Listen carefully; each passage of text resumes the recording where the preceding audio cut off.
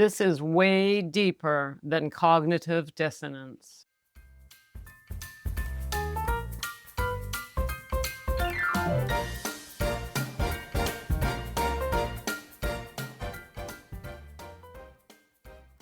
Hello, gals, and welcome to Sobriety Snippets for Ambitious 40-plus women, helping you drop the wine and pick up the life that you've been wanting to have for a very long time.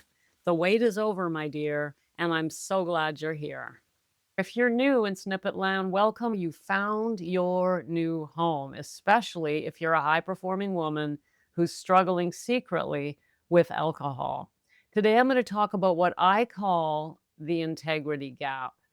We've talked a lot in the past on the show about cognitive dissonance, or meaning simply that we have one set of beliefs, internal beliefs, values, and our external actions don't match them. This is a very uncomfortable way to live, and this is how I lived my life almost all my life.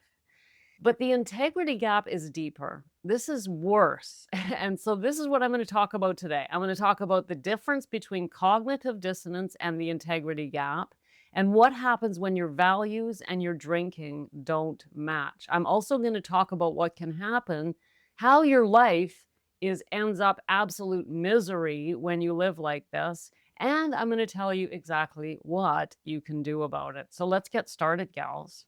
Cognitive dissonance, I'm sure you know, is simply the idea of having certain values and not living up to them. And yes, the integrity gap is similar, but I'll tell you how it's different. First, let me share with you how my cognitive dissonance manifested throughout my life. Here's one example.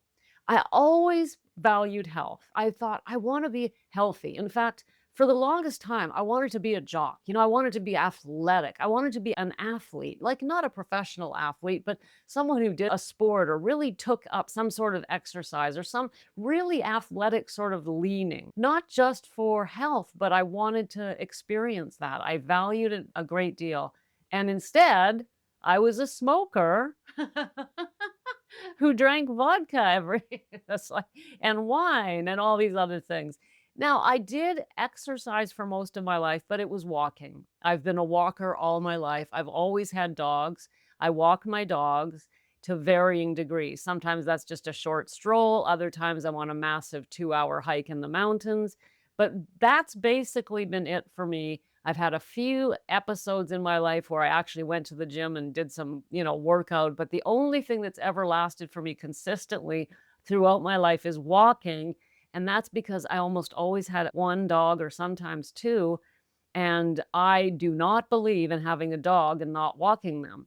I call that cruelty to animals, as a matter of fact. So I always had a dog because the dog would come and look at me with his or her eyes and say, excuse me, but are we walking? And I don't feel like it because I'm in the middle of a drink or something, but I go anyway because I know my heart would burst if I didn't. The guilt would kill me. So I used my dogs as high motivating factors. They kept me walking.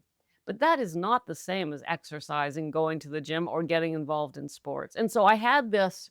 And of course, as I said, on top of it, I was a smoker. I was a smoker for 42 years, 42 years. I started smoking when I was 12. I didn't quit until I was 54 years old, 2 years after I gave up alcohol. So, anyway, I hate even mentioning it because it's such a horror show when I think about it. But the point is that left, of course, an internal conflict that I lived with all of those years, and psychologists call that cognitive dissonance. And that's probably very familiar to you. You're probably thinking, yes, I understand what that feels like because I value success. I value my professionalism. I value accomplishing my goals. You have these high ambitions. You are ambitious. You are successful. And yet you're drinking behind the scenes. That I call the integrity gap, and it's deeper and more painful than just cognitive dissonance. How? Let me explain. You're not just struggling with alcohol. You're living a silent war between who you are and how you're showing up. You are showing up as the person you say you want to be. You're successful. you've got the career, or you're doing your best to get your business going. You're showing up. You are a high achieving woman. You are probably in a position of leadership on some level, and yet you are unable to control your drinking. This gap I call the integrity gap, and the pain isn't just the drinking, it's this gap between your values and your actions. The reason I believe this is deeper and not quite the same, because you think about it, when I was wanting to be more healthy but smoking, nobody knew. Nobody knew that internally, that secretly I wanted to be more athletic. I didn't go around telling people about it. It was just something inside. I thought, gee, one day before I die, I want to be more athletic. And I never was. But nobody knew, so it was just internal. But when you are showing up on the outside in the world as a leader, as a professional, as a successful woman, and going home every night unable to stop drinking, unable to control your drinking, or even if it's not every night, drinking more than you want to be, that's another level. Because on the outside, people know that you're successful and they know that you want to be successful and they know you're going to continue to be successful, and nothing you do surprises them out in the world externally. Meanwhile, you have this secret life at home that isn't even really secret. That's the thing about it. Sure, you might drink, but everybody drinks. So you probably most of the people in your life don't even notice that you drink too much. And in fact, if you were to say to them, I feel like I drink too much, I really probably should quit, which we never say, they would be surprised. This is deeper, more secret, more shame-inducing, more guilt-inducing, and more lonely. Can you see how this is a deeper level? Cognitive dissonance, most of us live with it on some level, but this life we're describing here goes way off the charts, and I've decided to call it the integrity gap. You know what your integrity looks like, and it's there, and the world can see it. But what they can't see is that you're not 100% there because of the secret problem with drinking. What this leads to, my dear, I already mentioned loneliness, and I'm telling you, that's a very lonely way to live. But it makes your successful life more difficult, because even though you're able to show up in the world, your self-trust is not where it should be. If you can't trust yourself not to drink, there's always a question there. Can I trust myself? Can I trust myself? And in fact, it's the fact that you can't control your drinking.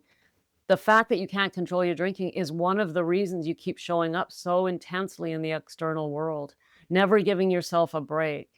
Nobody needs to be on all the time.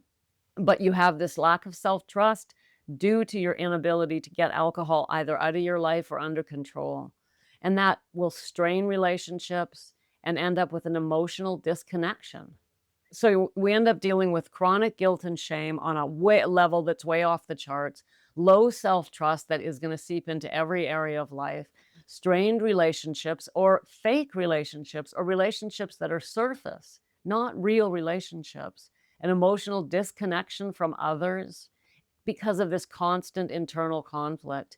And at the end of the day, this is totally exhausting. Hiding and pretending is exhausting. And here's a few misconceptions or mistakes that are keeping you stuck. I've already mentioned this one. One is that no one else sees it. If no one else sees it, it doesn't count. My dear, you see it. Just because no one else sees it, no one else recognizes that you're struggling with alcohol, it counts because you see it and you count, you matter.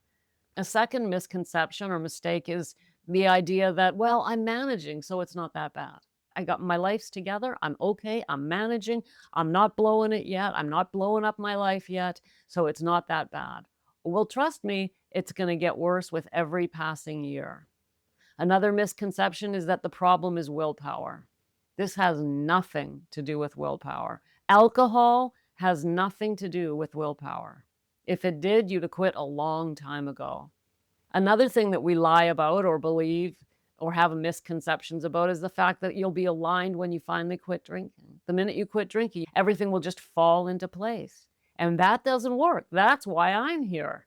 That's what I help women do, get into alignment after putting down the alcohol, because it doesn't just happen automatically. I want you to know that the path to peace doesn't start after you quit. It can start right this moment. Why? Because it starts the moment you stop lying to yourself. When you begin to close that integrity gap, you'll stop feeling like a fraud and start liking who you see in the mirror, even if you haven't quit drinking yet. And if you'd like a safe and simple way to start closing that integrity gap today, try out the sacred mirror. We've been doing this all of July, and I'm having so much fun connecting with women. It's 3 simple questions that help you share a bit of your story with me, and I respond by turning on this microphone and sending you back a private personal voice note. Tell me about your integrity gap. I would love to hear it. Thanks for popping in. Be sure to come back next time so I can keep your head on straight. Sending you buckets of love.